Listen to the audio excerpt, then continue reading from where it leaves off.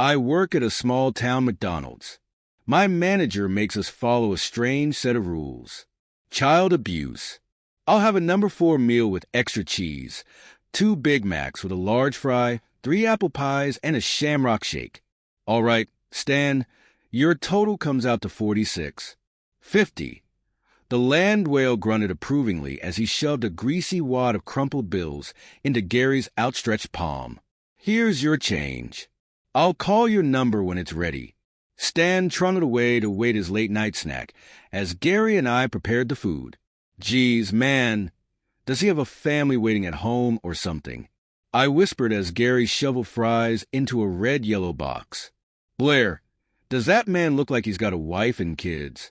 Stan is one of our regulars. You'll see him pretty often if you stick with the night shift. I grimaced as I prepared the shake. Great. Lucky me. Hey, it could be a lot worse. Honestly, Stan is the least of your worries, he said as a shudder rippled through his body. We processed the remainder of the food in silence.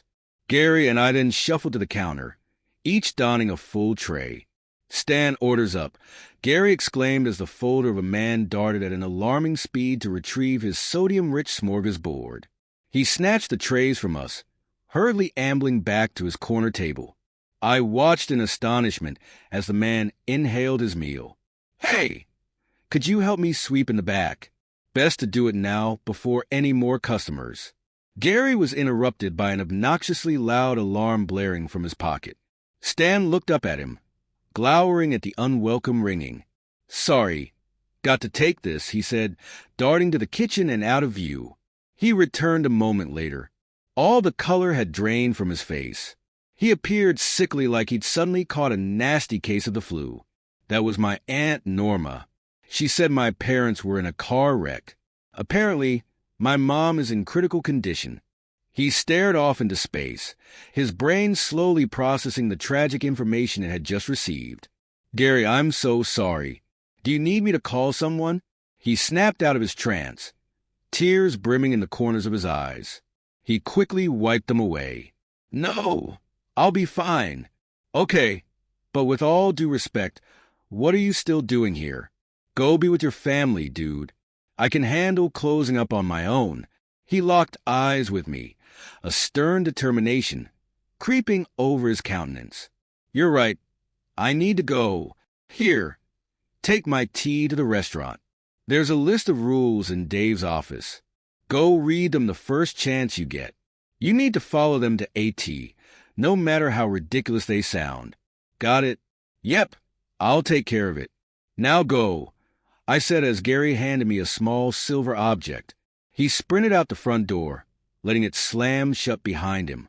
I fashioned Gary's drive-through headset below my hat and headed to the back to familiarize myself with the nighttime protocols.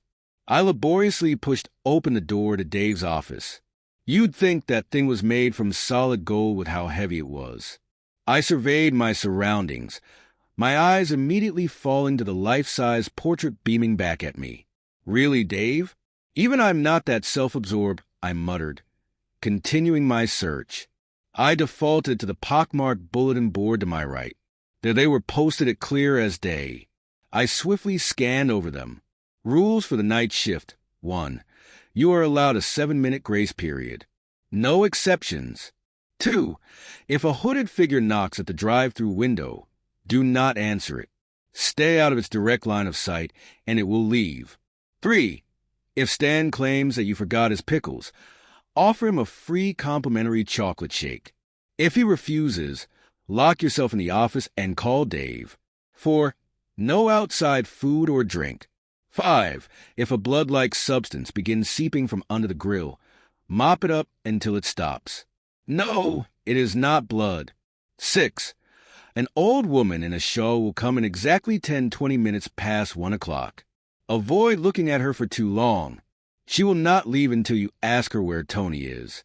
7. If a small child appears telling you he lost his mother, ignore him. He does not have good intentions. 8. You are required to comply with the employee dress code. Speak to management if you need clarification on what is acceptable. 9.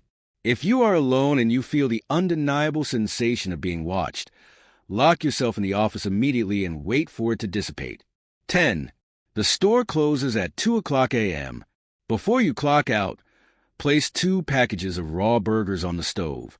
11. Always to the restaurant by 2:37 a.m. The hamburger doesn't like company. 12. Failure to adhere to these rules will result in immediate termination. Do not hesitate to call Dave if you have any questions or concerns. Dave's phone number was hastily scrawled at the bottom of the page. I stared at the list, unsure of what to make of it. Was this some cruel prank on the newbie? Maybe Gary wasn't on it. I resolved to wait and find out for myself, and I made my way back to the counter. Upon seeing me approach, Stan rapidly stood from his seat and sidled up to me. "Can I help you with something?" "Yeah." "You forgot my pickles." I mentally rolled my eyes. Gary hadn't been gone for 10 minutes, and the fun was already ramping up. "Look, I watched my coworker make those." I know he didn't. I began before Rule 3 crept into my head. I'm sorry. I can offer you a free shake for the inconvenience." His 4 chins flapped as he fervently shook his head.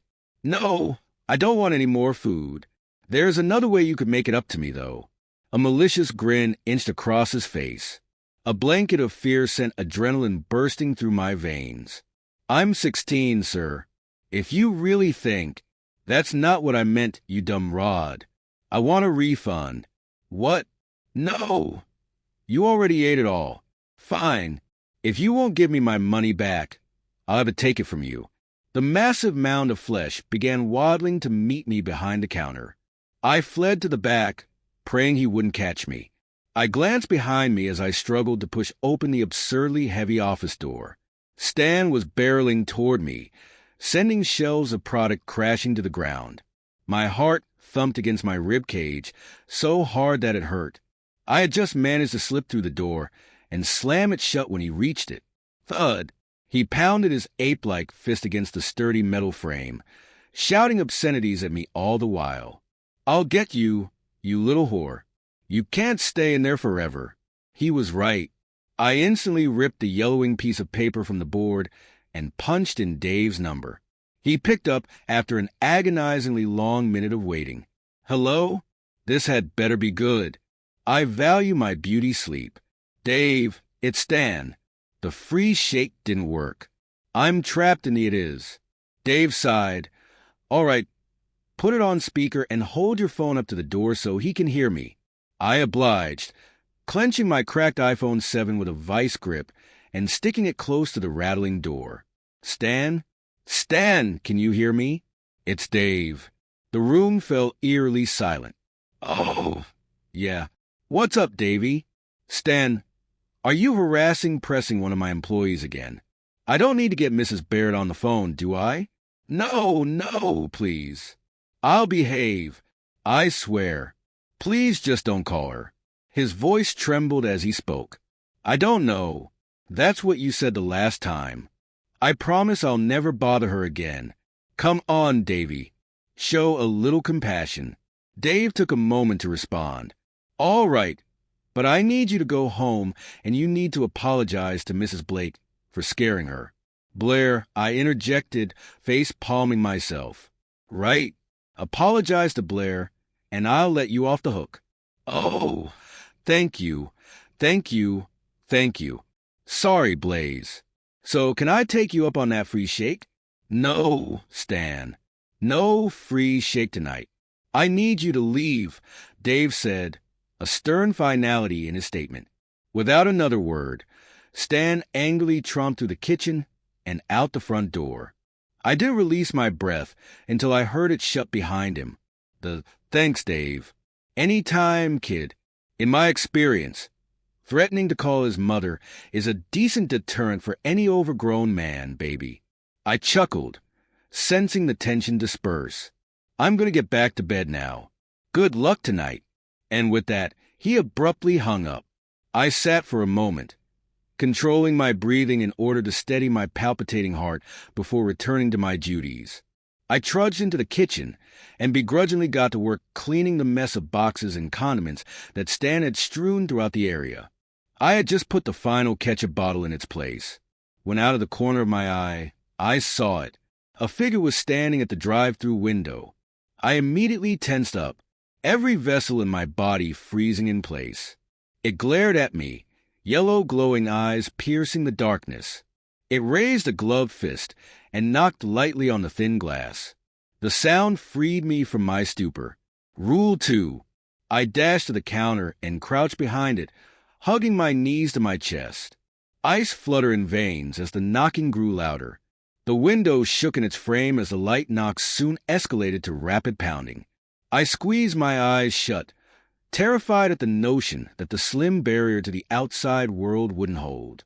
The constant noise assaulted my eardrums, crashing against them like thunder during a storm. The knocking crescendoed into a fever pitch of resounding slams. Just when I thought that I might lose, my sanity had stopped. I glanced up in the midst of the unsettling silence I found myself in. It was gone, as if the entity had never appeared in the first place. I gradually stood and took my time getting my bearings. I hesitantly peeked around the corner at the drive-thru. Nothing, not so much as a scratch on the glass. I glanced down at my phone, 12:15 a.m., less than 2 hours. I could handle it, right? I began sweeping like Gary was beginning to ask me to do prior to receiving his unfortunate news. I was thankful for a break in the action. I didn't know how much more I could take. Apparently, I could take a lot more as I came to find.